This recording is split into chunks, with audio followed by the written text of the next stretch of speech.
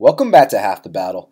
I'm your host as always, Daniel Levy, your co-host Shaq. We're going to be talking UFC 223, Khabib Nurmagomedov versus Max Holloway. And Shaq, it's allegedly going down this Saturday, but with Khabib, we never know if it's actually going to happen. But holy shit, Max Holloway, top 3 pound-for-pound guy, steps up on short notice to save the card. Yeah, it's been a crazy string of events. I mean, it sucks that Tony pulled out, but to be honest, who cares at this point? I mean, we still get just as good as fight with Holloway, and this is where, the whole dimension of the what the fuck moments. These are when these things happen, late notice opponent. Should he stay in the fight? Should he not? And we're going to find out on Saturday because, like we said, Holloway is top 3 pound for pound, but Khabib might be top 3 pound for pound as well, so we're going to find out. Well, people know that we're pretty outspoken on Half the Battle. We're not afraid to share our opinions, and I'm not afraid to say right now that Max Holloway would absolutely whoop Tony Ferguson's ass. I would definitely take Holloway in the fight as well. I think he's that good. So, I mean, what's been going on, Shaq, man? There's been 2 weeks since the last fight. How you doing? Man, doing good. Been working on these fights, man. UFC 223 going to be the next biggest event of the year. Every event's the next biggest event of the year. And 223, we're going to get the job done. Easy money fights. Now, are you doing good or are you doing better than Stormy Daniels? Shout out to my boy Donald Trump, by the way. A lot of people hate my boy Trump, but, as a president, yeah, he's a piece of shit. But as a guy, I think he's one of the most entertaining presidents we've ever had. I mean, when do you ever see presidents out here? I know my boy Bill Clinton got caught up back in the day, getting his little worm sucked in the Oval Office. But, Stormy Daniels and Trump, I mean, hey, look, guys tend to, if a guy meets a porn star, are you not going to attempt to try to smash that? And, if everyone's going to find out and make a big deal about it, what's the big deal giving her a little hush money, I mean, look, he's the fucking president. Of course we're going to give her some hush money to keep her mouth shut. And what's funny about my boy Bill Clinton is that, he's the only guy that got caught getting his dick sucked in that office. But if you think that my boy Obama wasn't getting that dick sucked... Trust me, everyone's got to, get some head in the Oval Office, and I mean that's probably the number one accomplishment, Yeah, definitely isn't the gun control laws these days. I'll tell you that right now. Exactly that. We don't want to get into all those before we really start some riots on here, but in that comment section, tell me how you feel about Stormy Daniels and Trump. I think he's in the right. I mean, of course, we're going to pay the girl hush money to keep her mouth shut. I mean, she is a professional whore. I mean, you know what I'm saying? Well, at the end of the day, aren't they all professional whores? Well, let's do this whole card start to finish, my man. It's been too long. And first up, we got Zabit Magomedsharipov. He's minus 820. The comeback on Kyle Bochniak is plus 560. Now, look, it's line to mismatch, and most likely Zabit's going to win. But I know you remember that time when Enrique Barzola fought Kyle Bochniak. Enrique clearly wins the fight, and they give the decision to Kyle Bochniak. So my boy Kyle has some influence on these judges. That being said, you think he's going to be able to weasel one out here against the 6'1" featherweight Zabit Magomedsharipov? Zabit's clearly, the better fighter all across the board in every aspect of the game. But I got my respect for Bochniak. I think he's a solid American weasel. Not your typical Brazilian weasel, but he's a solid American weasel. The fact that he got his hand raised against Enrique, Jesus Christ, congrats. I don't know how his fight against Davis, I thought he clearly won that fight. I don't think there was any weaseling at all. I thought he clearly won that fight. But I'm going to go with Zabit here. I just think I don't think Bochniak can win a decision here because I just think the techniques of Zabit is going to be way too flashy here. And the crowd just going to go ooh and ah, and he's going to be up ahead on the points. But, I mean, Bochniak can catch him off one of those spins. I do see down the line, if Zabit's not careful with all those spinning techniques, he can get countered and get floored. And I don't think it's going to happen here, maybe down the line. But I actually do think Zabit is a top 15 guy. And I'm interested to see where he goes on from here. Little trivia. You know that Zabit's been finished twice via armbar in his career, once as a pro, once as an AMI. But look, the thing here is, man, he's kind of an innovator. He brings something different to the table. And, when I say innovator, at the same time, the Showtime kick already was done many years ago. But now we're seeing that style being brought back in, And on top of that, Zabit can also wrestle. And, you know, it's hard to pick against a Russian inside the UFC's octagon. And, you know, last time we picked a Russian, you remember what happened with Ankalaev and Paul Craig, one of the biggest flukes in the history of the sport, 1 second away from a 30-26. And, you know, these things happen. You got to weather the storms. But as far as this one's concerned, yeah, don't go laying minus 850, minus 900, you know, in a spot like this, even though I do think Zabit is the rightful favorite. So just sit back and enjoy. It's either going to be a nice ass whooping or there might be a holy shit moment. So definitely enjoy that one. But next up in the women's flyweight division, we got Ashlee Evans-Smith. She's minus 200, and the comeback on Beck soccer mom Rawlings is plus 170. Now, you know, Beck picked up my kids in her minivan and took them to soccer practice last night, and now this weekend she's fighting Ashlee Evans-Smith. They both have losing records in the UFC. Who do you think gets this one done? First off, I don't know if Beck Rawlings is the type of chick you'd see at soccer mom events driving minivans. I mean, that chick is, Jesus Christ, you know. That's when you see Beck in public, you know, you go, oh, wow. But, I mean, don't get me wrong. Of course, I'd hit that, but, you know, that doesn't matter. But as far as the fight goes, man, I question Beck's heart. You know, I think she has a lot of mental lapses. I question her heart, her toughness, and I question her skills.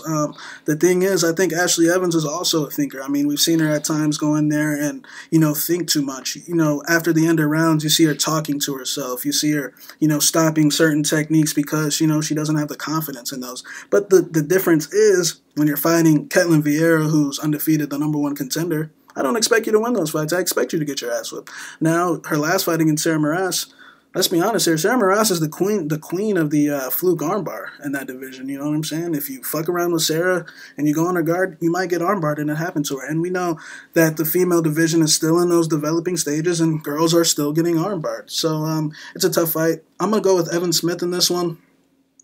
I think Beck, everything about Beck on tape just says stay away from her. I mean, I know Ashlee Evans-Smith is very flaky. Does she have a losing record in the UFC? Yeah, she does. 2-3. 2-3, yeah. So she's very flaky, big thinker, but everything about Beck Rawlings. I mean, let's just go over it. I mean, you know, she isn't doing this camp with Alliance, but I've heard Eric Del Fierro in the corner tell her personally, get out of your own head.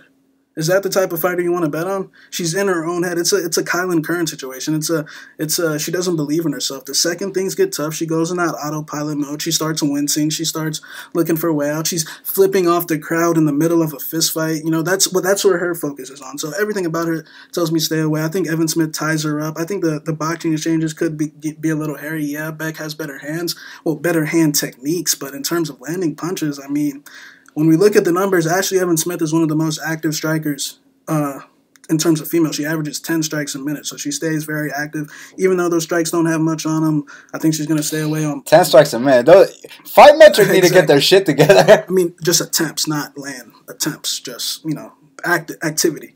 So I think she's going to stay up ahead on points to tie her up. But it's definitely, I can't trust either side. You know, if this line was a little closer, then, you know, we might consider taking a side. But I'm going to go with Evans-Smith by decision. Yeah, and you know, now that Kylan Curran's no longer on the UFC roster, I think Beck takes the crown for worst fighter on the UFC roster. And not to mention the fact that her history, she's been getting tied up by these strawweights, you know, Tisha Torres. She lost to Heather Jo Clark via tie-up. Don't forget about that. I mean, even her win, Sohee Ham, you know, the fight was in Australia, you know what I'm saying? So her other win, Lisa Ellis, I mean, the chick really ain't done shit. Evans-Smith, in her 5th pro fight, beat Marion Renato. Yes, she beat Marion Renato. It wasn't nothing controversial in my eyes. I thought she won the last 2 rounds. I thought she stole the 2nd and clearly won the 3rd. And, you know, at least she's risen to the occasion before. Tough fight, but I go with Evans-Smith. Yeah, Evans-Smith as well. Look, she only lost the 2 #1 contenders, Raquel Pennington, Ketlen Vieira, and the queen of the fluke armbar. And, you know, she's probably going to come out here and be a little bit too much for Rowdy Beck. So, yeah, I got Ashlee as well. Now, next up in the featherweight division, we got Alex Bruce Leroy Caceres. He's minus 145, and the comeback on Artem Lobov is plus 125. Now, man, it's about time to give my boy Artem Lobov a fellow 500 fighter, you know, someone with a shitty record just like him. He finally doesn't have to fight Cub Swanson. He finally doesn't have to fight Andre Fili. Now he can go out there and get back to, you know, the winning ways he had on The Ultimate Fighter when he was knocking out all those scrubs. Now he can knock out a scrub here. Who you got? You know, just due to both these guys' history, it's definitely a tough fight to call. I'm surprised by the action on both sides we got from that fight. And, you know, I think Caceres got his life changed against Wang Guan down there in China. I don't know how the fuck that fight was a split decision, but, I mean, he got dropped, 3-4 times, something like that. Wobbled all over the place, and, I mean, that's at his stage in his career, and not to mention, that ain't the first time he's gotten his ass whooped. Let's not forget the Francisco Rivera fight, the Masanori Kanahara fight, the Faber fight. I mean, he's 13, what is his record, 13-11, something like that. I mean, he's lost half his fights, pretty much, and so has Artem. So I think this is something more, you know, reasonable for Artem. You know, I don't expect him to go in there and beat the Felice and the Cubs, the top 25 guys in the world. I expect him, you know, to do better against this type of opponent. But Alex Caceres' last wins were against Orlando D. Cole Miller lost 3 out of his last 4. He's another flake. I mean, this guy is flakier than, you know, these guys that use Selsun Blue. You know what I'm saying? I mean, he's got a very flaky. You know what I'm saying? And, you know, Artem, he's one of these guys where you really can't trust him either, because we've heard Artem say, you know, I've got offers from K1 to fight, and he's thinking about boxing, you know, boxing Paulie Zeroff, and, you know what I'm saying, things that jobbers, you know, entertain. And he's giving me all the signs that he wants to job it up again. Now, granted, he might not have to, because Caceres, I think, is done, so I'm going to side with Artem slightly, but I can't take a side betting-wise in this fight just because you can't count on Artem, because you really don't know his interests. I know he's going to fight his heart out, but he's not a training camp type of fighter. I felt like he exceeded in the Tough House because those were quick fights. You know, he didn't know who he was fighting until a couple days before. He's been taking fights on short notice his whole career. Now he's got a full training camp, has to think about an opponent for 8 weeks.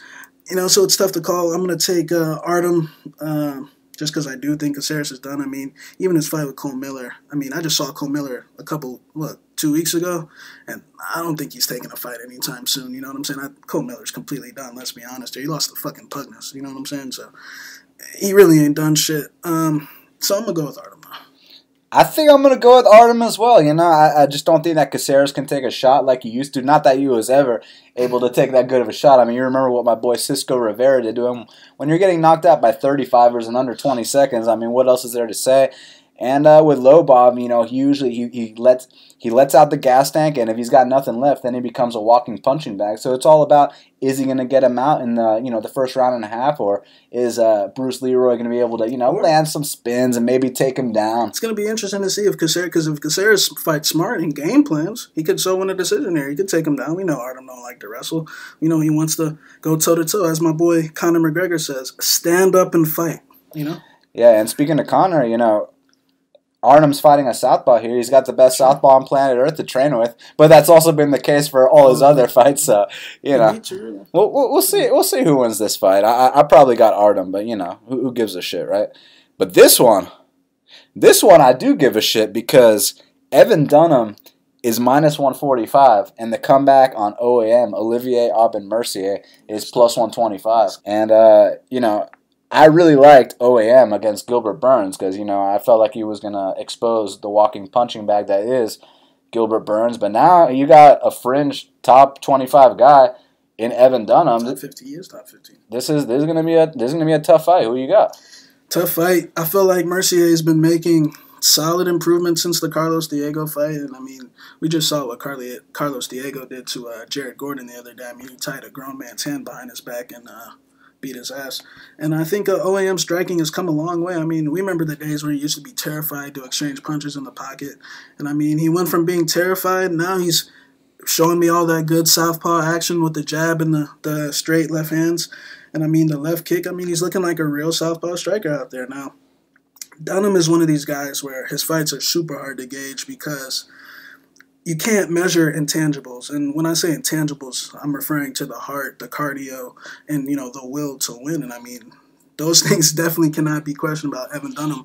You know, his last fight, he got 10-8'd in the first round against Dariush and came back and won the next 2. And, I mean, the ass whooping he took in that first round was just That's the type of guy he is. He's willing to take that ass whooping. Now, that's not going to be the type of fight here because OAM's not going to empty out his gas tank in the first. OAM's going to stay in that tri-star for three rounds, look to point fight, and win a decision. And I mean, it's going to be tough. I just will say this: OAM's heart will be tested in this fight. His conditioning is going to be tested. It's going to be a super tough fight. I think Dunham's like super well-rounded. I mean, he can box from the outside. He can wrestle. We saw him take down Dariush. We've already seen his jiu-jitsu before with back in the day with Ephraim, and you know what I'm saying? He's one of the most well-rounded guys in the game. Not to mention this guy, let's be honest here, he kind of beat RDA back in the day, back in Brazil. So we know what he's capable of. But I've been saying for a while, I think OAM's coming out party is coming very soon. I think he's improving at a very high rate, and I think he's about to open up some eyes here, man. I'm gonna go with OAM. I think Dunham is getting old. I think Dunham's not making any improvements. I think Dunham is what he is. He's been the same fighter for the last, 5-7 years. That is what he is. And I think this is perfect timing, new opponent, late notice, and I think Mercier's got nothing to lose in this fight, This is his coming out party. I think he's gonna win a decision here. I actually think he's gonna catch Evan a couple times because I think Evan's under the impression that he's strictly a grappler. And I think he's going to shock him on the feet a little bit and stay ahead on some points from that southpaw stance. It's going to be a tough fight, but I'm going to side with OAM here. Yeah, look, Dunham's a very interesting guy because, you throw everything but the kitchen sink at him and he's still there. And OAM is a very methodical fighter. He's got that tri-star style.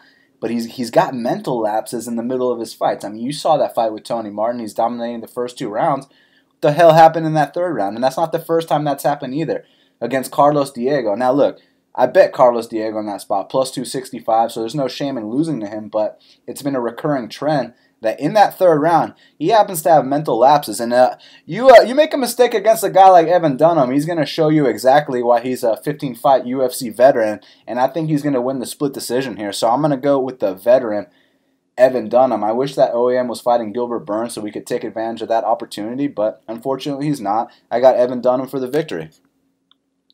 Now next up in the light heavyweight division, we got Devin Clark. He's minus 110. And Mike Rodriguez is also minus 110. Now, man, Devin Clark, talk about a disappointment in a prospect. I mean, he's over there getting finished by Alex Nicholson. He's getting finished by standing rear naked chokes. I mean, it doesn't get any worse than that, does it, Shaq? I mean, yeah, the Nicholson loss was very bad. And, his last fight with Jan, he definitely let me down. He let a lot of people down. We were under the impression that Jan was going to quit, and Clark just wasn't good enough. Plain and simple, Devin Clark is terrified to exchange punches inside the pocket. I mean, the reason why he got choked out against Jan was because when he threw a punch, he was so lunged over that it was literally perfect positioning for Jan to get that choke in. Because when he throws punches, he's looking to make sure his head is wide out the way because he really doesn't want to exchange punches. Now, when he gets to front run and, hug your leg and, dominate you like how he did against Shea Collier, then he's doing his thing. Mike Rodriguez is super green, offensively striking. I mean, he's a powerhouse. And I think, out in space, Devin Clark better be very fucking careful out in space because out in space, one chin touch, I think Mike Rodriguez might put him down, and I actually think he will put him down. I think this fight will be going Clark's way early. I think he's going to tie him up. But I think eventually off one of these breaks or out in space, Rodriguez will land a punch. Like I said, I think Devin Clark's just simply scared to exchange punches. Unless Mike Rodriguez just wilts the pressure and, accepts the positions off his back, then Devin Clark will get the front run. But I do have my concerns about Rodriguez. I mean, he is, super green in that area of stuffing takedowns. He still gets taken down. At least his last fight against Jamel Jones, he didn't. But I looked at Jamel Jones' record. I mean, Jamel Jones had been knocked out like 3 times before that. So really, the opponent really wasn't up to par. I am going to go with Rodriguez here by KO. Not that confident, but I think Devin Clark's just simply too scared. I got Mike Rodriguez as well. I think that Devin Clark is a guy you can absolutely not trust. I think he's proven that. Even in his wins, it's been very, very ugly. He's simply not UFC caliber. And with Mike Rodriguez, I'll tell you what, on that Contender Series fight, I'm not going to sit here and compare him to Yoel Romero, but that was a Yoel Romero type finish, man. I mean, that flying knee, the timing of it, and prior to that, the way he was stuffing those takedowns, I think he can put the fear into a guy like Devin Clark. I think he's going to come out here and finish him. And the thing is, he might have to knock him out because Rodriguez has never won a decision in his entire career, so even amateur career. So it might be a finish or bust type of thing. Yeah, and I mean, but what's Devin Clark? A hump your leg or bust type thing? Devin Clark's got UFC experience and he's got losses before in the UFC. So to Alex Nicholson. So you know what I'm saying? He is definitely the more experienced fighter. But in terms of the long-term battle, I definitely see Rodriguez having the higher ceiling, but not that that matters or anything. But speaking of things that matter, we got Joe Lauzon. He's minus 185, and the comeback on Chris Gruetzemacher is plus 160. Now, a couple of years ago, you know it would have been about minus 250, Joe Lauzon, maybe even minus 300. But let me ask you something. You know how many head strikes Joe Lauzon has absorbed in his UFC career, Shaq? You know, a lot. I just know he gets hit 5 times a minute over the stretch of a 10-year UFC career. He's absorbed over 1,000 head strikes in his UFC career, Shaq. Exactly. And those add up. You know, I mean, when I look at all the severe beatings he's taken, I mean, let's talk about the Pettis knockout, the Michael Johnson fight where he got brutally butchered for 3 rounds, the Evan Dunham 30-26, you know, boxing clinic, the Stevie Ray fight where, you know, he shelled up and got his head, you know, smashed in, and the Guida fight, the 2 Jim Miller fights, the Marcin Held fight. I mean, the list goes Kenny on. Florian fight. Kenny Florian fight. So, look, I think Lauzon... The Jorge Masvidal fight? Yeah, I think Lauzon is damn near on the tip of the iceberg when it comes to damage taken. And, I mean... The Rafael Assunção fight? Yeah. I'm seeing a steady decline in him. I mean, he is 8-8 in his last 16 fights. And, I mean... you know, Gruetzemacher, I think he showed a lot of people what's up in his last fight against Davi Ramos. I mean, we had a max bet on Davi Ramos in that fight, and I mean, Gruetzemacher gave us a little sweat. I mean, we were pulling guard 2 minutes into that fight, and we were definitely a little worried. I definitely gained a lot of respect for my boy Grits. And to be honest here, I think Gruetzemacher's got better hands than Lauzon. I think he's got better kicks, and I know he's definitely got better cardio. And I think Lauzon might be under the impression that, you know, if this fight hits the mat one time, that he's going to, you know, choke Gruetzemacher out. But the way things are trending these days, I don't see that happening. Now, I know he's been choked out his last 2 fights, but when I think about who it's against a 17-3 guy, Chad Skelly, who's 6-3 in the UFC. With the most submissions in featherweight history. And Davi Ramos, who's fighting Nick Hine. And I think Davi Ramos would absolutely launch Joe Lauzon into the 5th row. So, you know, Gruetzemacher, in my opinion, has actually been facing the tougher competition his last 2 fights. When have you ever seen Clay Guida steamroll anyone with hands? Never. Okay, and you know, when we talk about Joe Lauzon's history, when's the last time he finished something in the 2nd round? The long-term battle, Joe Lauzon does not win. He's a first-round finisher, and he's always been. Gruetzemacher, I think, non-stop, he works non-stop, always moving, calf kicks, getting ugly, grimy. Yeah, he eats a lot of shots. He eats a fuck ton of shots, but he keeps coming every single time, and he does not stop. I think he's going to make Lauzon work. I think the first round might be a little hairy, but I think Gruetzemacher's 2nd and 3rd round is going to completely break him. I think he's just too tough, and I think Lauzon's going to shell up. I think his calves are going to be busted up from the calf kicks, and I see Gruetzemacher attacking all levels, his body, his head, and don't be shocked when Gruetzemacher goes in his guard as well and wins there too when Lauzon is completely gassed. I think Lauzon's a 2 to 3 minute fighter. I think he's going to come spam his punches like he always done, his elbow in the clinch, and I think Gruetzemacher's going to literally eat everything and laugh at him. So I'm going to go with Gruetzemacher here. I'm actually going to say finish. I think Lauzon's been taking too much damage in his fights. Like I said, 5 times, getting hit 5 times a minute over 20 UFC fights. Not very good. Granted, I do think Gruetzemacher's the better fighter in this spot. I know it doesn't make a lot of sense, but look, Lauzon hasn't been improving in a long time. His chin is steadily declining, and when you really look at the Clay Guida fight and you really go back and watch all his fights, you could definitely see that playing out. He's been wobbling that way for a very long time. So the Guida fight made total sense to me now in hindsight. But I'm going to go with Gruetzemacher here by finish 3rd round. When you go back and you watch the 3rd round of the Stevie Ray fight and you see the kind of punching bag that Joe Lauzon is, it makes complete sense why he got knocked out by Clay Guida the way he did. It was simply...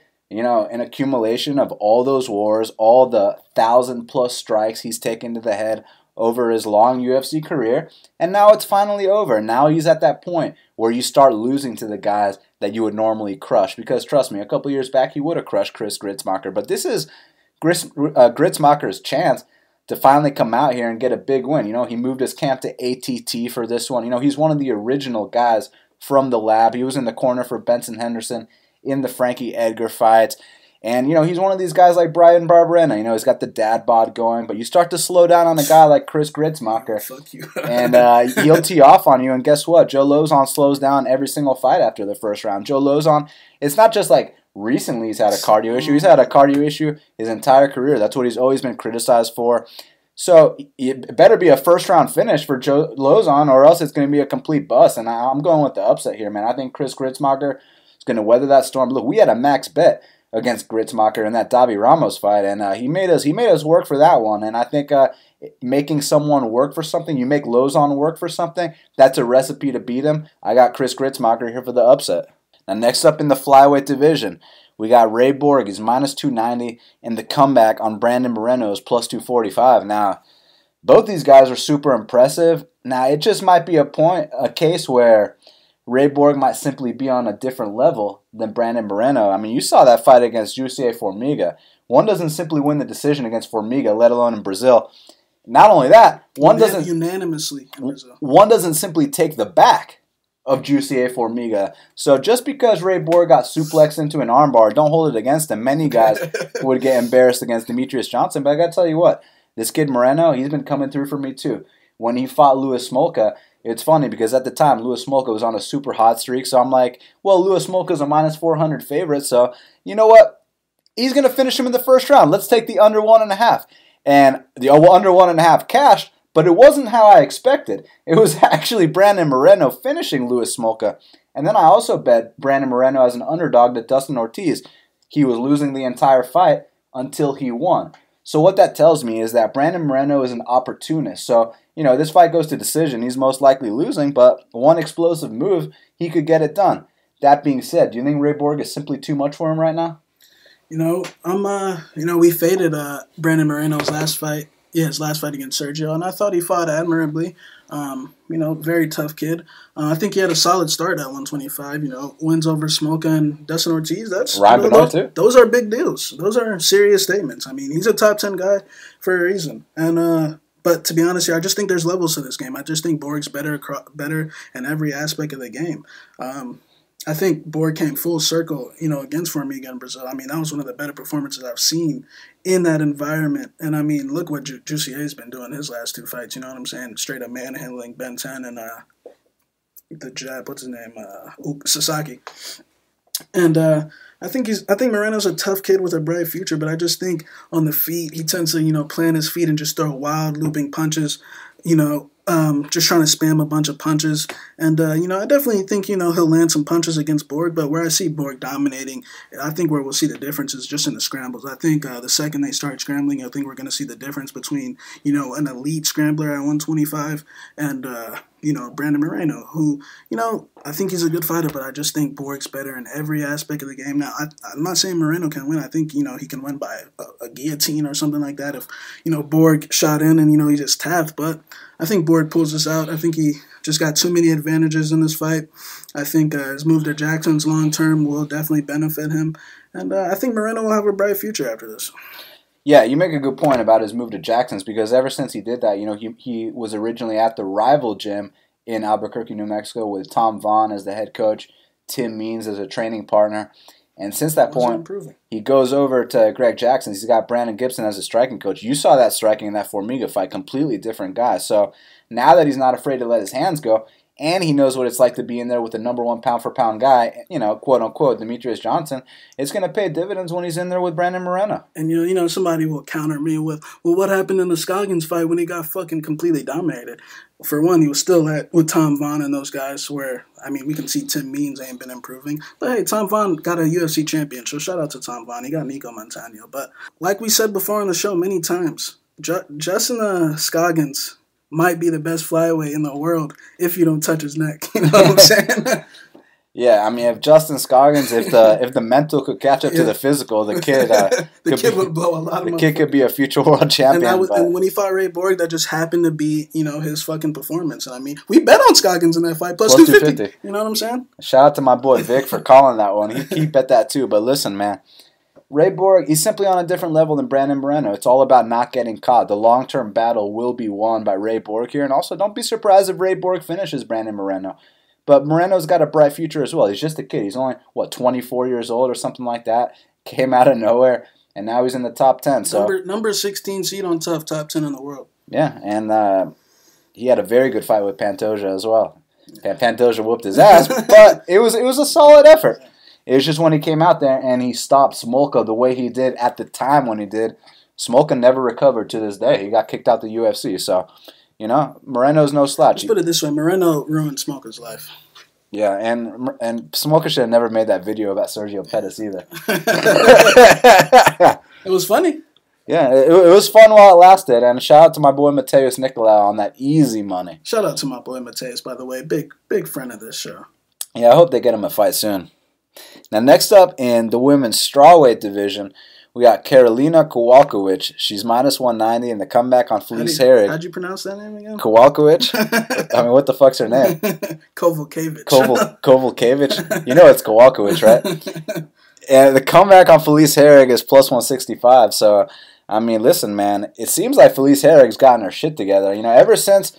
Once USADA came in, she took that 2-year layoff, got her levels right, found that new doctor, and now...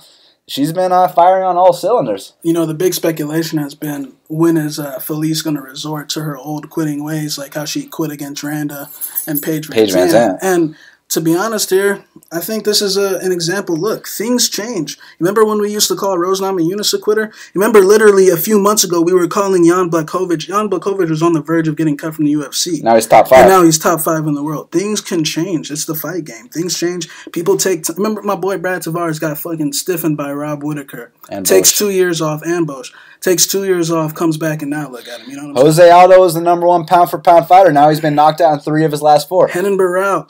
Frankie Edgar had never been finished until 3 weeks ago. Things change in the fight game. So I'm going to go ahead and say it. I think the old Felice quitter Herrig is gone. I think that chick is long gone. I think she's just in her life. She said that, she had to take some time off, get some things in her life situated. And I mean, when I look at her health situation, the things that she was describing, she said she was starving herself to make weight. And guys, how our chicks...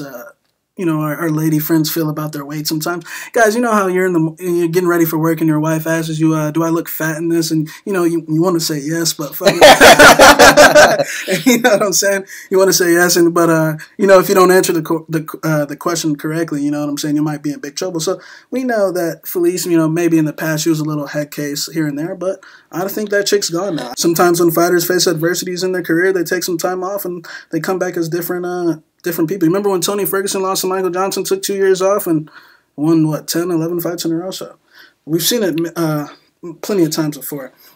As far as the fight goes, I think Felice has a clear advantage on the mat here and in the tie-ups. We saw Karolina's fight against Claudia Gadelha. You would think Karolina would be composed, well, not composed enough, but just be aware. Yeah, be aware that, hey, the first round... Look, let me just stay clear for a second, you know what I'm saying? Just like how Andrade did and how you're about to see Carla Esparza do in a few months. But you know what I'm saying? But, I think she, even in her Randa Marcos fight, I look back and she just blatantly gave up her back just to get out of it. Granted, she got out of it there, but when she fought Claudia, now Felice Herrig is an expert, in my opinion, when it comes to back taking, and she can do it for 3 rounds. We saw that Justine Kish fight. Now, one would counter, Justine Kish sucks. She's a jobber. She's lost 2 fights. She shot herself. But going into the fight, we weren't saying that, because going into the fight, Felice was an underdog. Going into the Grasso fight, Felice was an underdog. Going into the Kylan Curran fight, Felice was an underdog. You know what I'm saying? So now her last fight against Courtney Casey, we finally realized. But now they're going back to the saying that the lines makers think Felice is going to resort. Now I think people are under the assumption that on the feet that it's a mismatch, and I disagree, because when I watch Karolina, I think her defense is in question. I mean, go back and watch that Jody Escobar fight. Jody Escobar, decent fighter. But for my liking, I thought she got caught with too many right hands, and it was the same thing over and over. She would throw a jab, square her stance, and get caught with an overhand right every single time. And she's been doing it her entire career. She did it in the Namajunas fight, but she got away with it. I think she's getting a little older now. I know Felice they're about the same age, 33, 34, something like that. But I actually think Felice is on the up, and I think Karolina might be a little bit on the decline. And I don't think on the feet, I think Felice will be able to land that right hand, even though she is stiff in the pocket. She is a little chinny. We've seen her get wobbled a couple times, but she won. And, her last fight against Casey, people think Casey won. I thought that was a clear 2-1 for Felice. I didn't see any problem with the decision, so I am actually going to take Felice here. I think that she has a clear path to victory in this fight at that line. Take her down and take her back. And I know she can do it for 3 rounds. She manhandled Alexa Grasso in that environment. She smothered Courtney Casey for 2 rounds. I mean, her tie-up game and her wrestling is really on point, and I think mentally she's just oozing off positivity. Not saying that Karolina isn't, but I think this is a dog or pass situation 100%. I agree about it being a dog or pass situation. However, I do think that there definitely is a skill difference standing for Karolina. That being said, man, is it the same Karolina that beat Rose Namajunas in Atlanta when we cashed that plus 215 in front of Rose's family and got all those dirty looks when we were like, yes, Karolina. She had a very good game plan with the knees in the clinch, but since that point, look, she got her title shot against Joanna Jędrzejczyk. She dropped her in the 4th round, so you say to yourself, all right, so look, she lost to the best strawweight of all time. Let's see what she does from here. She gets that fight with Claudia Gadelha, and look, it's one thing to lose a fight, it's another thing to get finished in that first round. Chicks at that weight class aren't supposed to get finished that quick. It's one thing to go to a decision. It's another thing to get finished in that first round. And, Claudia Gadelha, by the way, she ain't finishing shit. She couldn't even finish Tina Laktemaki or whatever, just so you know. And, after that, so, okay, Claudia's a top 3 fighter. Then we saw what happened in Claudia's next fight. We'll excuse her for that. And then she goes in there with Jody Escobar, the jobber of jobbers, and Jody's getting off on some right hands. Let's put it this way. Even though the scorecards were 30-27, Jody put her hands up in the air after that fight as if she won. Just put it this way. Jody landed several punches. So, I really don't know what to make of Karolina at this point, but I do know that Felice is in the best form of her career. I think this fight hits the mat, and Felice is going to have a big advantage. What I don't know is what's going to happen on the feet. So, betting-wise, dog or pass, I'm going to go with Karolina by split decision. Pay-per-view time. Lightweight division. Iaquinta, he's minus 125. The comeback on Paul Felder is plus 105. Pick 'em, fight for a reason. Who you got? Both of these guys, offensively, definitely do their thing. Definitely, like any other lightweight, definitely know how to knock blocks off and knock people out. The thing is, when I look at both their resumes over the course of their last wins, I mean, neither guy really ain't done shit. I mean, when I look at Felder's last 3 wins, Alessandro Ricci, bum. Uber driver. You know what I'm saying? Cab driver. Stevie Ray, let's be honest here. We picked Cajun Johnson for a reason. I don't think Stevie Ray. Look, I think he's a nice guy, but personally I have my doubts if he's going to stay in the UFC. And Charles... Hold on. Remember when Stevie Ray tried to hardball with the UFC after that fight with Lauzon? I bet they're regretting that now. Look, skill-wise, I'm just not sure if Stevie's going to hang around. He's like, I beat Joe Lauzon and Ross Pearson, therefore you should pay me more. Now, let me talk about that for a second, because when you talk about fighting Joe Lauzon and Ross Pearson, Iaquinta knocked those guys out. Stevie Ray, one judge scored it for those guys. You know what I'm saying? Yeah, so, you know what I'm saying? And Charles Olivier, we already know him. Survived the jiu-jitsu storm, and he's going to quit. You know what I'm saying? And Iaquinta's last 3 wins, like you already said, Lauzon, Diego Sanchez, and not to mention that Masvidal fight where, hey, congratulations to him. He got his hand raised. I don't know how, but congratulations. George gets robbed more times than a 7-Eleven, you know what I'm saying? And, I feel like Iaquinta, he's more like prone to straight punches, and obviously all his losses are by getting tapped out. And I actually think Felder has the advantage on the mat, as crazy as that sounds, because we've seen Felder get some subs in the UFC. We've seen him sub Cruikshank. We saw him, go with Charles on the mat a little bit. Even Sago. Yeah, even Sago. So I actually think Felder is the one that's better on the mat. And I feel like if anyone takes it to the mat in any type of grappling situation, it's actually going to be Felder here. I think people are under the assumption that Iaquinta is going to be the guy to wrestle. Iaquinta really doesn't wrestle in his fights. I mean, he's pretty much a straight boxer.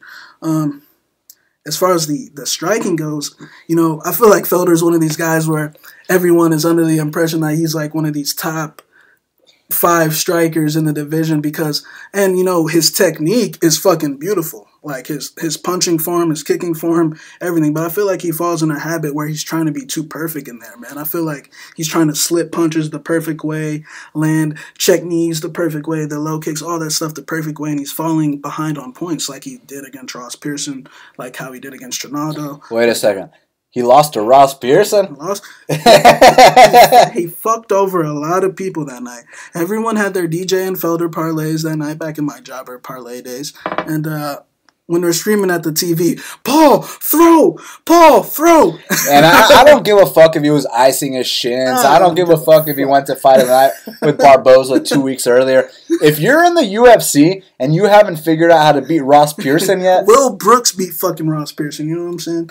And I think he has these little spurts where he's trying to prove a point that he's a tougher guy by eating shots on purpose. And making faces. And he's falling behind on points the entire time. Let's not forget about that Josh Berkman fight.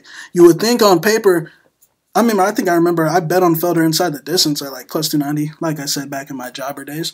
And this motherfucker arguably lost to Josh Berkman because he's trying to do everything perfect, and he's falling behind on the points. So I think if this fight goes to 3 rounds, I think Iaquinta has the advantage all day. Like I mentioned before, he got his hand raised in that Masvidal fight. That's a good quality, you know what I'm saying? If you can get your hand raised in those type of fights, congratulations. And like I said, I feel like he likes to purposely eat a lot of shots. Now, Iaquinta, don't get me wrong, Iaquinta likes to block punches with his face as well. Like I said, I think he's prone to straight punches with, he's got his hands out wide. But I like his hand fighting, and I like his, he strikes me as the type of guy, he's a big game hunter, you know what I'm saying?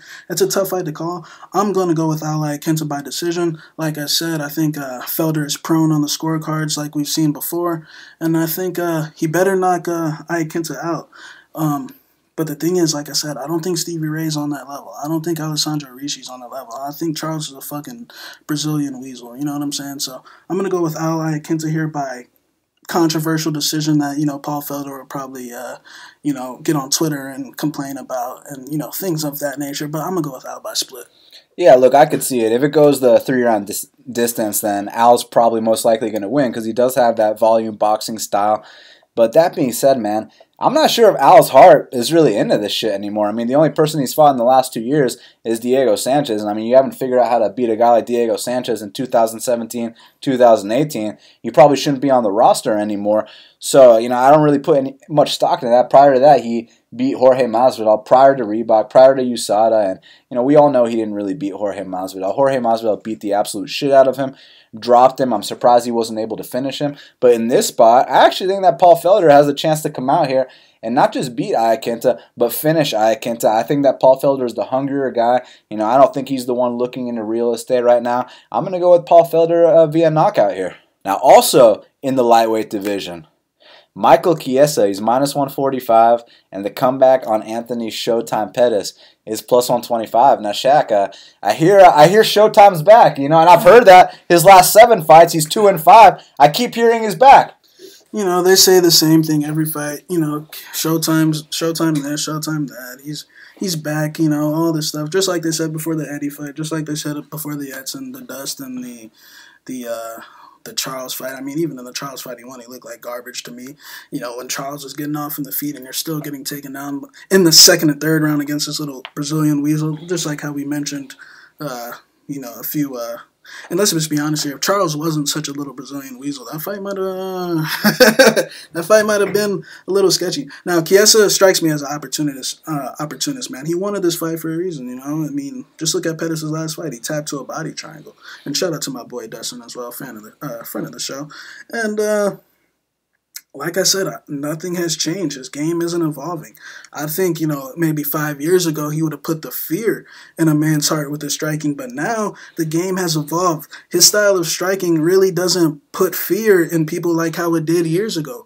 That body kick ain't the same anymore. He's still doing the same things. He's still got his back on the fence. He's still, of course he's got a good guard, and that's where I would think the biggest danger presents. But when I think about Chiesa and the guys that Pettis has been fighting, Eddie, his base is what? Hands. Edson, his base is striking, kicks. Dustin's base is throwing hands. Max Holloway, striking. These guys have been breaking him down on the feet. He hasn't really gone up against a guy where his base was strictly grimy, grinding, wrestling, top pressure, where that was his forte, and that's what we got with Chiesa here.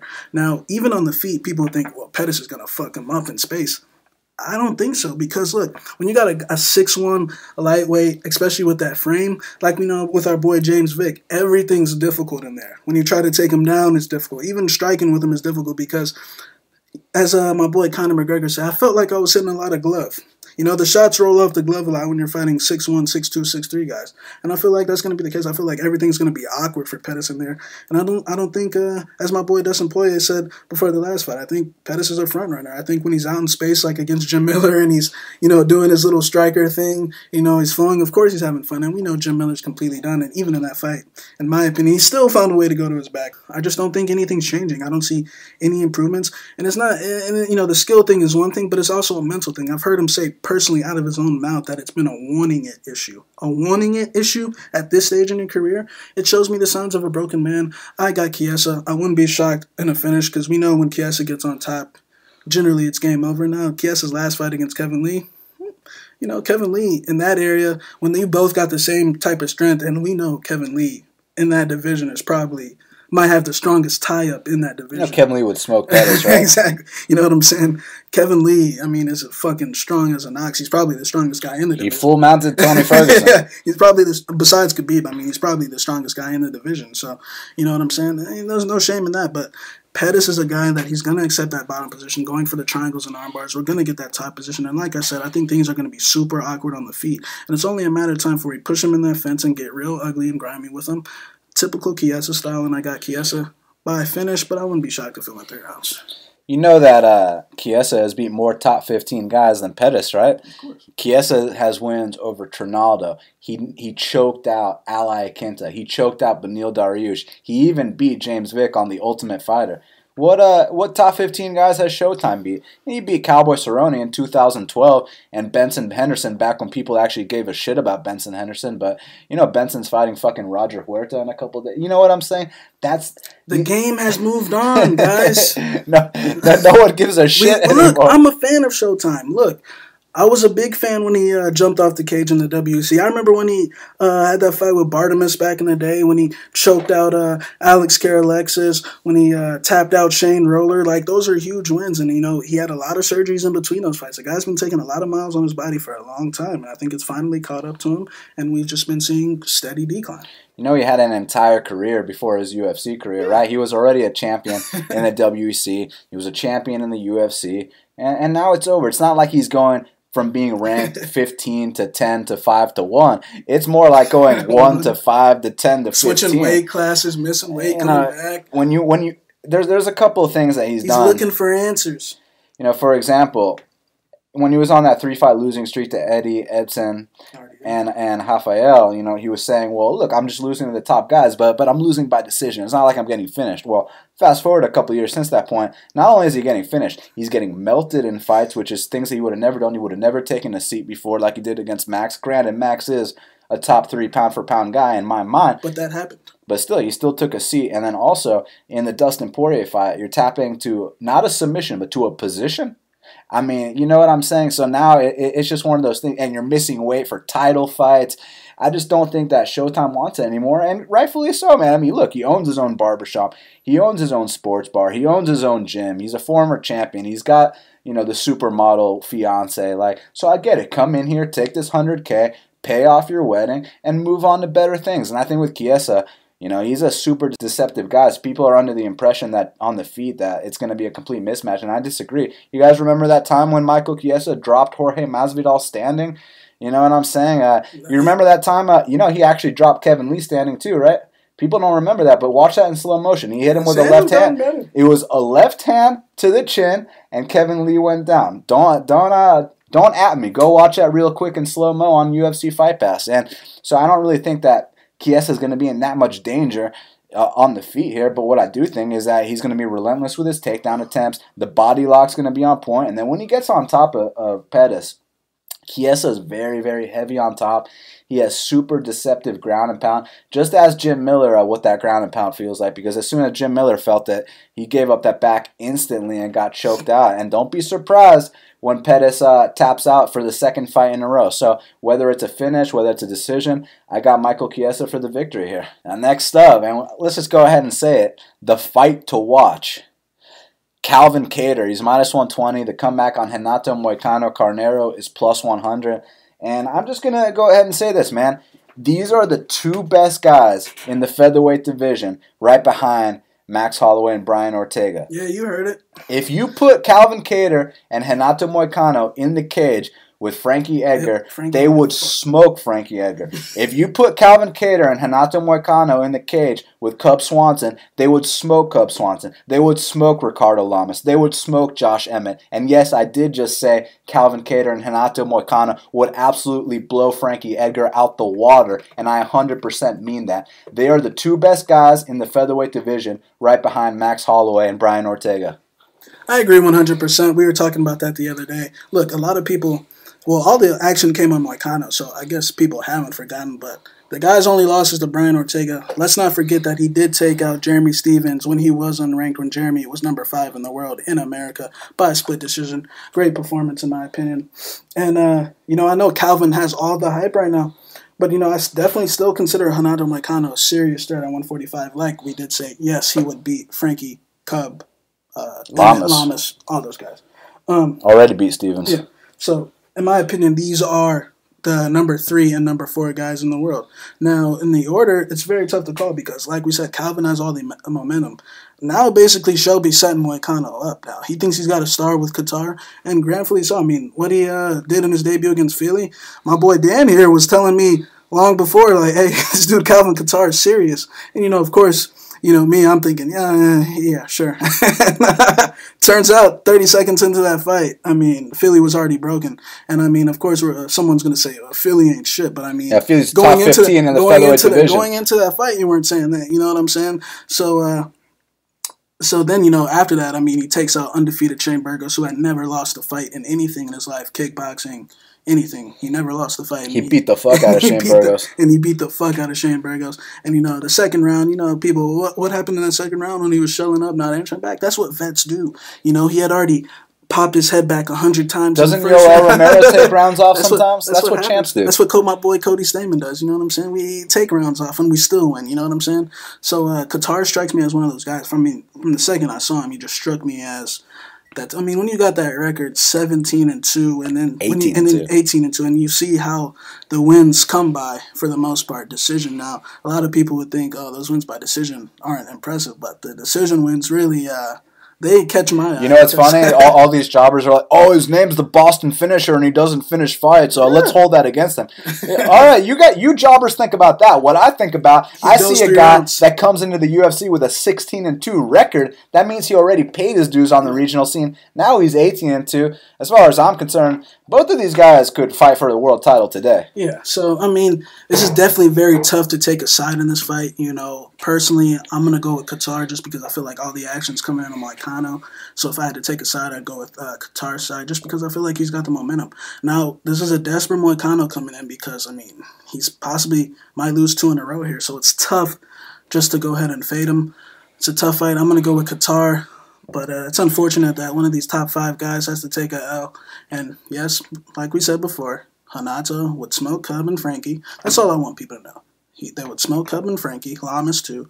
And, you know, that's all I want people to know. Look, whoever takes an L here, they're gonna bounce back way better. It's not that big of a setback. Even for my boy Moicano, he takes 2 in a row here. He will be perfectly fine. But look, I think the difference is that Calvin Kattar's striking technique is slightly a little crisper. Obviously, we got to watch out for that Brazilian Jiu-Jitsu black belt of Renato Moicano. I mean, people are going to bring up how Kattar got submitted in 2008. You know that was 10 years ago, right? You know, so let's be honest here. Who didn't get submitted in 2008, right? I want y'all to go back and look at some of Moicano's local scene fights. I mean, some of them were. I mean, the guy you see now in some of his local scene fights, you know what I'm saying? It's like completely. Look, I just think the difference is that, look, Renato Moicano is a top 5 guy, but Calvin Kattar is a top 3 guy. It's simply a game of inches with these two. There's going to be an absolutely incredible fight. It could go either way. I simply think Kattar is slightly better, but I'm so excited about this fight. I can't wait to see what both of these guys do with their careers. Both are going to probably contend for a title before it's all over, and one might even be a world champion. There's a reason why, this fight is third from the main event. After Sean Shelby saw Kattar's UFC debut, there's a reason he's been on pay-per-view 2 fights in a row. He realizes what he has here, and Moicano is just as great of a talent too. So I'm going to go with Calvin Kattar by unanimous decision. Co-main event. Joanna Jędrzejczyk, she's -120. The comeback on Rose Namajunas is +110. Now, it's funny because the first time they fought, Joanna Jędrzejczyk, she was a -500 favorite. And, go back and listen to our last breakdown. I absolutely trashed Rose Namajunas. People are like, oh, you should delete your breakdown of that fight. Why would I do that? That's what I thought at the time. I'm an honest man. I take my licks like a fucking man. It's not a big deal. But you know what else I do? I learn from my mistakes, and I move forward, Shaq. And as far as I'm concerned, that wasn't a fluke. When I think of a fluke, I think of Paul Craig versus Ankalaev, where, it's complete domination. 1 second left, he closes his eyes and gets a triangle. Congrats to Paul Craig. Because he was 1 second away from retirement, right? So that's the definition of a fluke right there. But what happened with Rose and Joanna was not a fluke. And it's interesting because we actually thought Joanna was super chinny prior to that fight, prior to the Jessica Andrade fight. We faded Joanna Jędrzejczyk 1 fight too soon, or at least I did, when I bet Jessica Andrade. She was 1 fight too soon. I thought, she's chinny, she's this and that.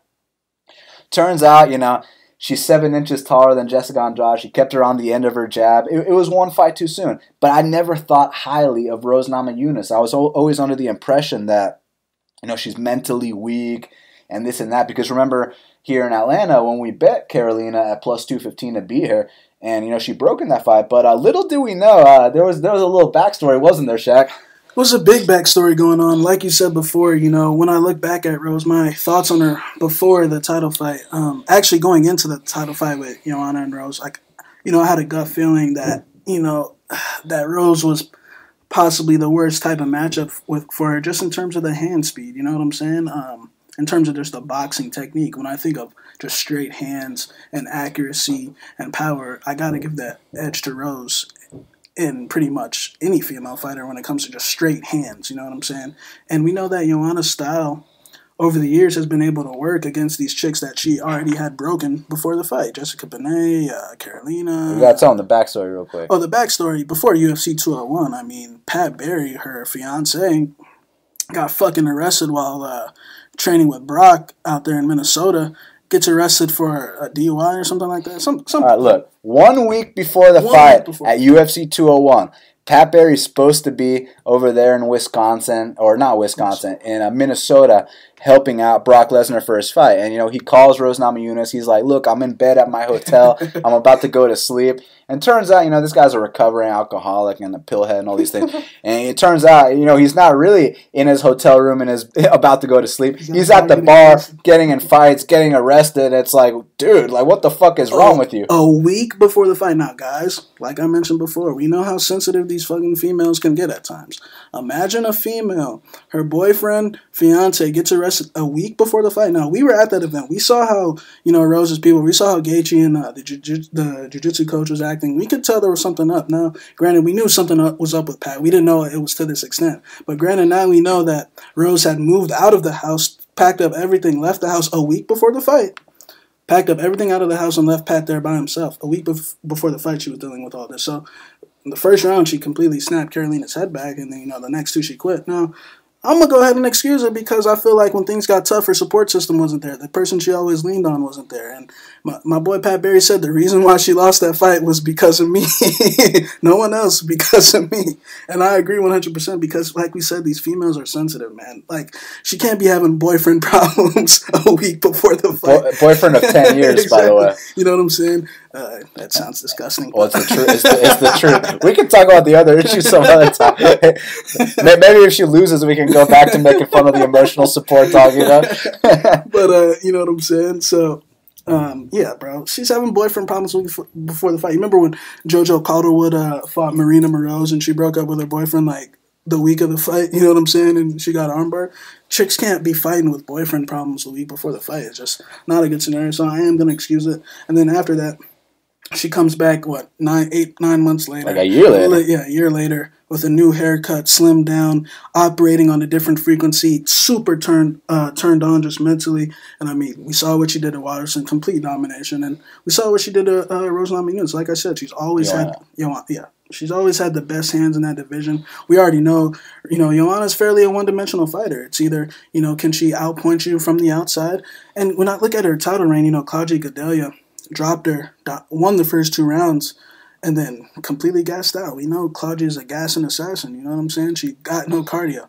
Then Andrade, I mean, I don't know what was up with Andrade in that fight. I mean, maybe we did fade her one too soon because Andrade was like just starstruck by her. I don't know, Andrade is a maybe she had a crush on Joanna. I don't know, you know what I'm saying? It's just that Rose operates on a different mental frequency, at least right now, as far as I'm concerned. And I think Joanna's trying to, hype herself up. She thinks it's the weight cut. Not that it matters because it's about the hands. It's about what's going on in that cage. And I just think the feints and the speed, the hand speed, and that Trevor Whitman style is going to prevail once again. I think the same thing's going to happen, if not a 5-round dominant decision. But I do see Joanna wobbling in this fight like she does in a lot of her fights. Look, it's Eurochin. It's just a good case of Eurochin. You know what I'm saying? Eurochin, especially for the females, when they get a little older, they start wobbling. That good old-fashioned Eurochin. Ask my boy Overeem about that. But look, Joanna Jędrzejczyk is super chinny. She's been dropped 5 times in her UFC career. You don't often see women getting dropped that many times in the UFC. And let's count all 5 times she's been dropped. The first 10 seconds of the second Claudia fight, she got dropped by a jab. In the 3rd round, she got dropped by an elbow. In the 4th round against Karolina, she got dropped by a straight right, and it wasn't to the chin shack; it was to the nose. And then she got dropped twice by Rose Namajunas, twice by a left hook. Now, people think the first one was a right hand. It was not a right hand; it was a left hook both times.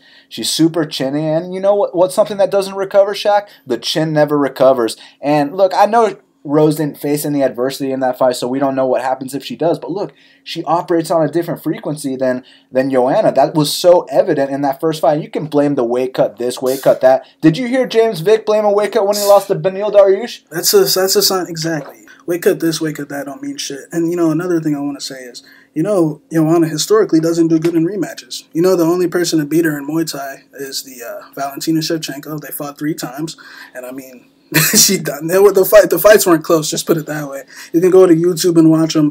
Valentina beat that ass. And you know who's very good friends with Valentina?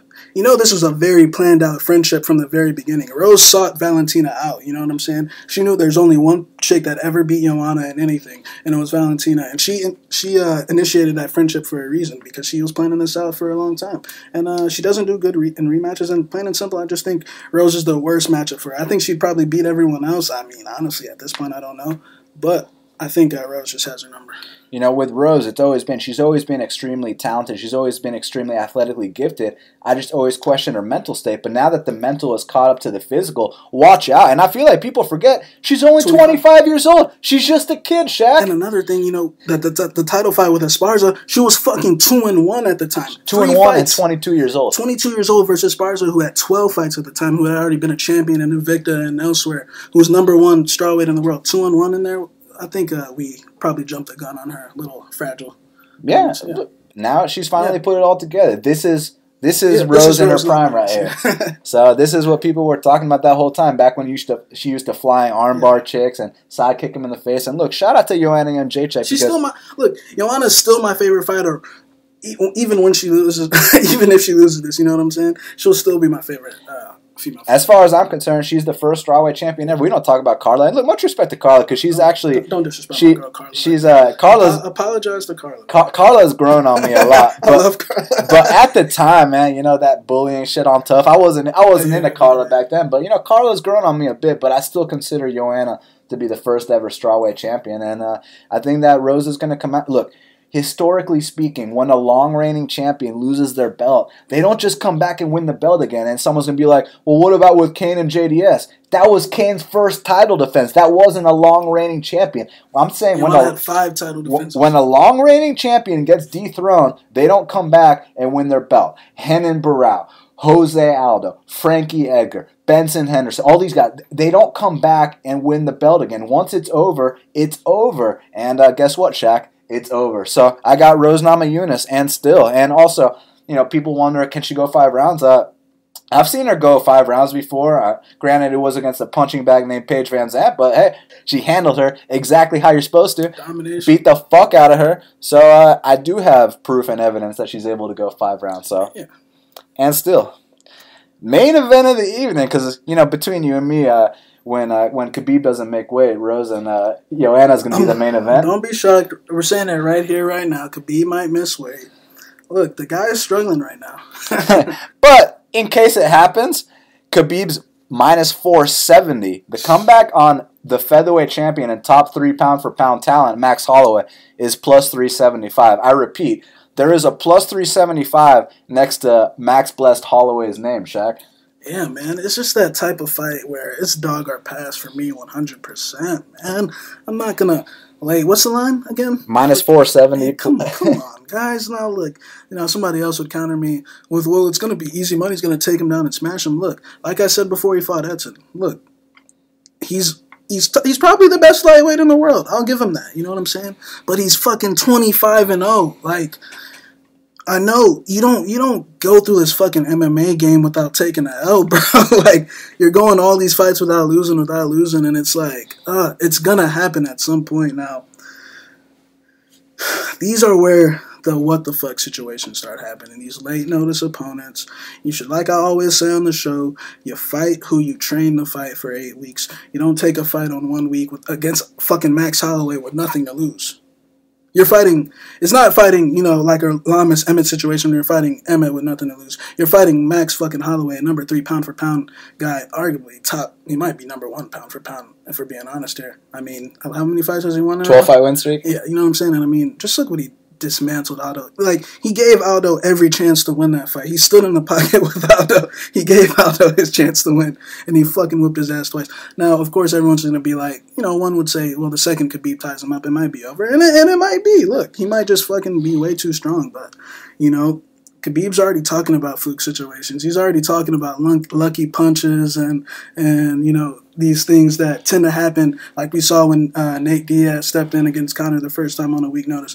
Anytime you got these late notice replacements, me personally, I tend to hop out right away, you know what I'm saying? Because that's not the guy you train to fight for. So, and for the record, Max would beat the shit out of Tony Ferguson. I'm going to go ahead and say it here. Max would absolutely whoop Tony's ass. And I think now it might be over. You know what I'm saying? And shout out to Tony. I think he's a Mexican boogeyman lunatic. You know, he's a great fighter, but he's an idiot. And, you know what I'm saying? Now he can get starched by all the rest of the lightweights coming up. And but it's a tough fight to call. I want nothing to do. It's, like I said, dog or pass situation. Anytime you see that number next to Max Holloway's name, I mean, you kind of get tempted to at least put something on it. You know what I'm saying? It's fucking Max Holloway.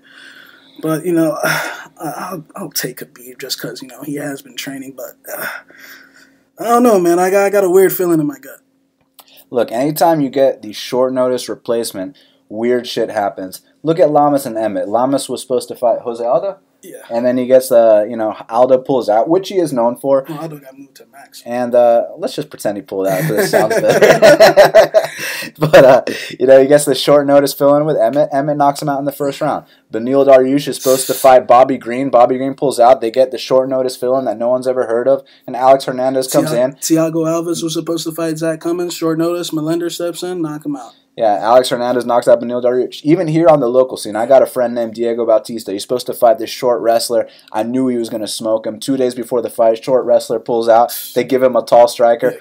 Tall striker knocks him out in the first round. So, these short notice fill-ins, man, it's sketchy biz. They got nothing to lose, man. And Khabib has everything to lose because this is his chance to get a world title, man. He's been working for this for a long time. He could have been the champ a long time ago. He pulled out of a title fight already, right, Shaq? So the things that I don't know, and I wish I had inside info, are what kind of shape is Max Holloway in? We saw the press conference today. Looks like he's in pretty damn good shape. Looks like he's been training to me.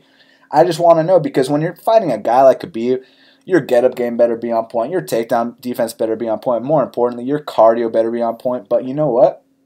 Max Holloway's cardio always is on point, and he always has a very good volume style, the way he breaks down his opponents. And one thing I like about him here is that he's a mover, But that being said, no one closes the distance like Khabib Nurmagomedov. The way Khabib, walks you down, cuts off that cage, closes that distance is unlike anything I've ever seen. And he pressures guys, but we know historically speaking, you pressure Edson Barboza. Barboza has broken the past. Michael Johnson has broken the past. Now, credit to that fucking RDA win because, you don't see RDA breaking often, but Max Holloway hasn't been taken down since 2014. You remember that fight with Ricardo Lamas? When Ricardo tried to shoot on Max Holloway, it was straight nuts to the forehead. So, my boy Max Holloway, don't sleep on him here. I just really don't know what's going to happen. Is it going to be a situation where Khabib gets him down once and then just pounds him out? Or has Max really gotten better to the point where he can avoid that? I can't wait to find out. Max ain't going out like that. So, that being said, at this price, you see a top pound-for-pound guy like Max at plus 375. I don't fault you for taking the shot. I just really don't know what the fuck's about to happen here. And, when you're one of the best bettors in the world, you don't have to bet all 12 fights on a card, Shaq. You're allowed to say, I don't know. You're allowed to say, I can pass on this one. You're allowed to say, let's sit back and enjoy it as a fan. So let's sit back and enjoy it as a fan. Most likely, look, Khabib's a favorite for a reason. He's probably going to win, but I hope Blessed Era becomes the second champ in UFC history. Now someone's going to be like, what about BJ Penn? What about Couture?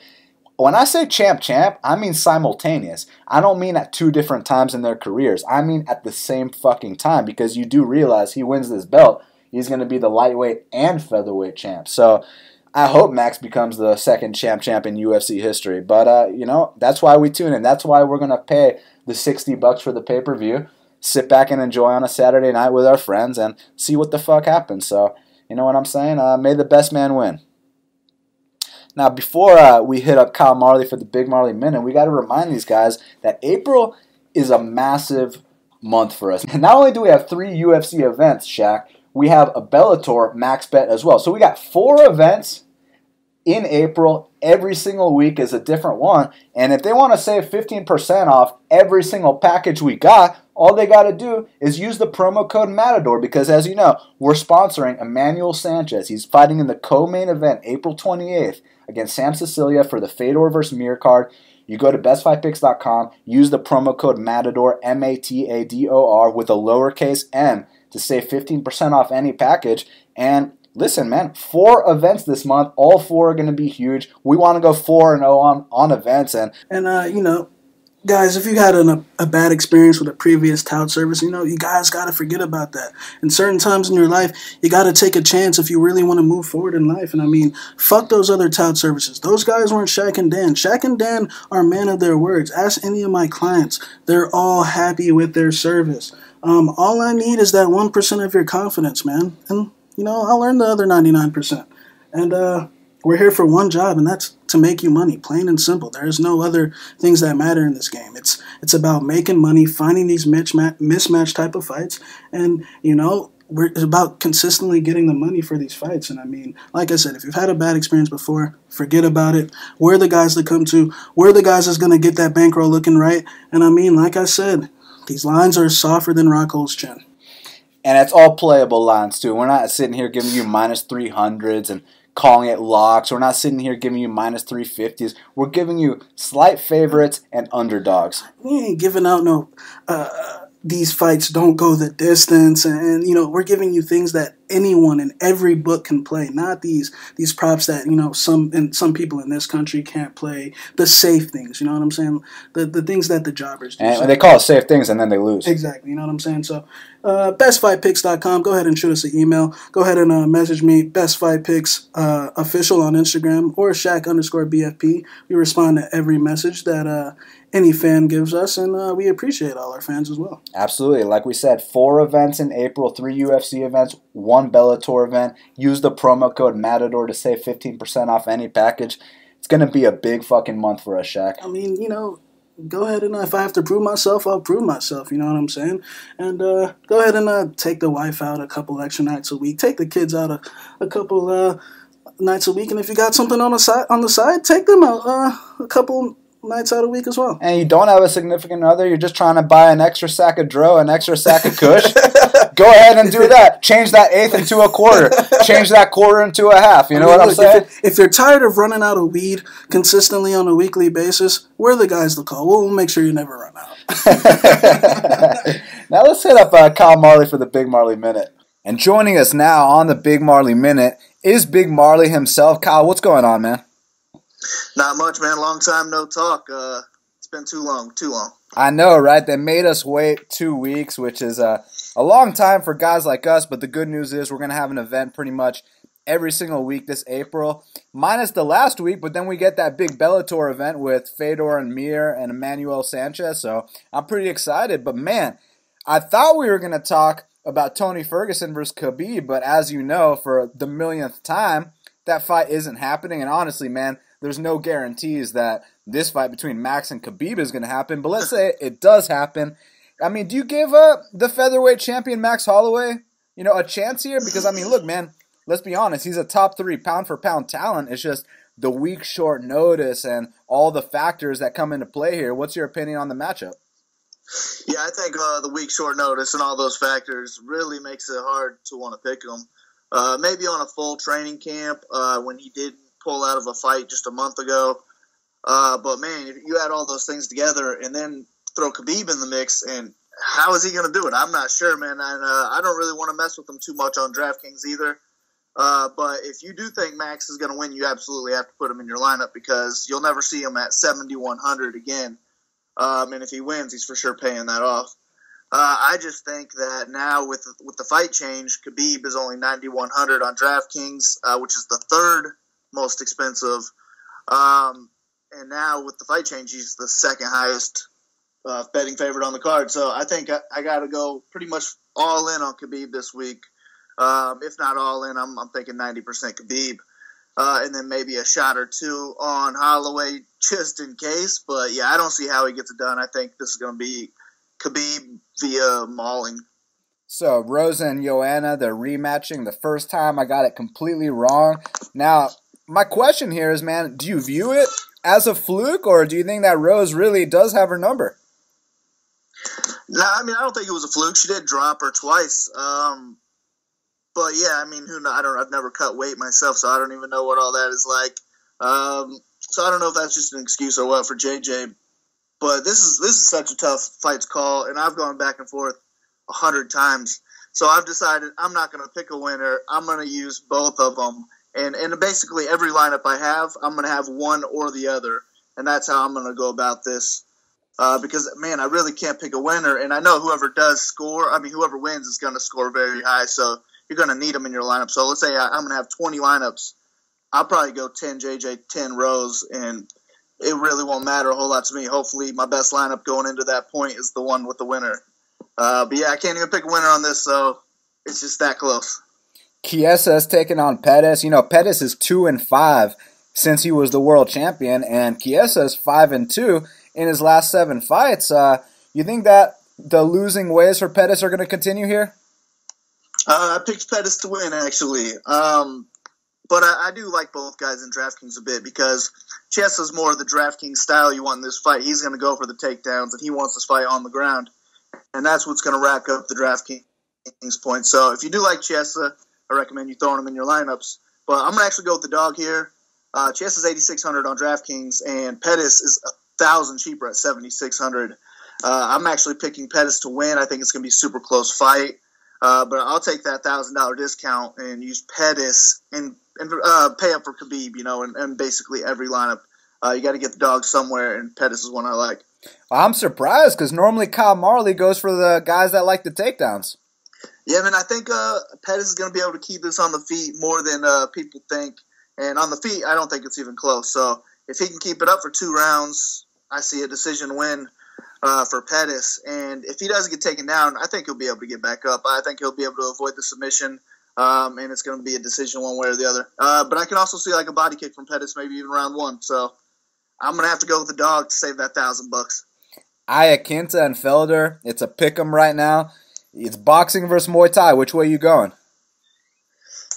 Man, I like Iaquinta here. The layoff worries me a bit, but I've picked against Felder in his last 2 fights, and that cost me quite a bit of money. So I'm not going to fade him this time. I'll have a couple Felder lineups just in case. But Al's my pick. I think it's going to be a fun fight. But I do think if anyone's trying to take it to the ground, it will be Iaquinta. So I'm just going to go there, and hopefully maybe he can pull off a submission. The fight that I've heard the most differing opinions on is Felice Herrig and Karolina. And Karolina's minus 190. For differing opinions, I thought the line would be a lot closer. Which way you going? This is kind of weird for me here because the way I see this fight playing out is KK just winning on the feet, just outstriking her to a decision, whether that's 29-28 or 30-27. But my problem is she's $9,000 on DraftKings, just $100 cheaper than Khabib. And I think at the price that Herrig is at, which is $7,200, I just think she has more upside with that price. If she can get the fight to the ground, maybe she can get a submission and rack up over 100 points at just a $7,200 price tag. But I don't see KK getting 100 points at a $9,000 price tag. So I would rather just go with the dog here on DraftKings. But my pick to win is KK, so I don't really know what I'm doing with this. I think it's going to be pretty much either fade the fight or throw some Herrig lineups in and hope that she can pull it through as the underdog.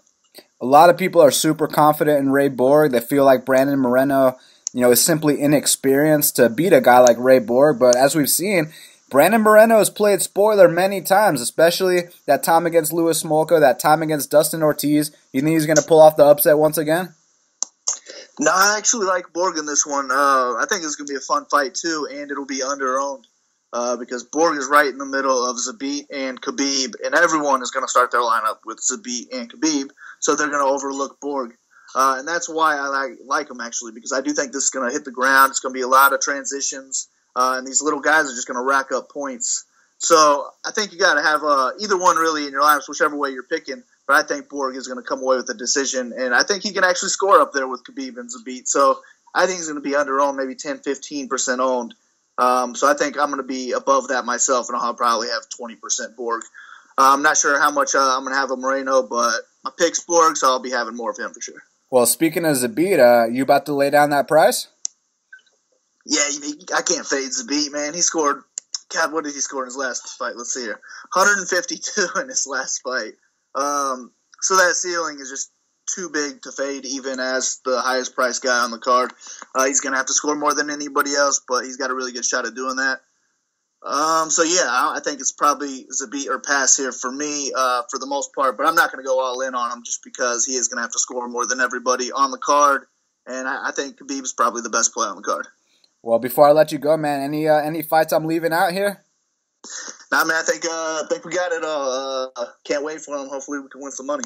Yes, sir. Everybody follow this man at Big Marley 3. Kyle, we'll talk next week for the next UFC card.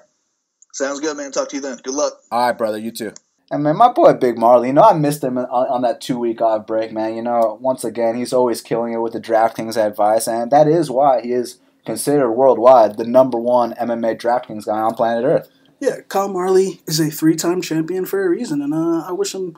I mean, there's nothing. When you get a guy that means business and he can prove it. That's how That's why he's got my most respect, and I salute him on what he's doing. Absolutely. Now we got to talk about the fight to watch and the fighter to watch. So, Shaq, what is the fight to watch for UFC 223?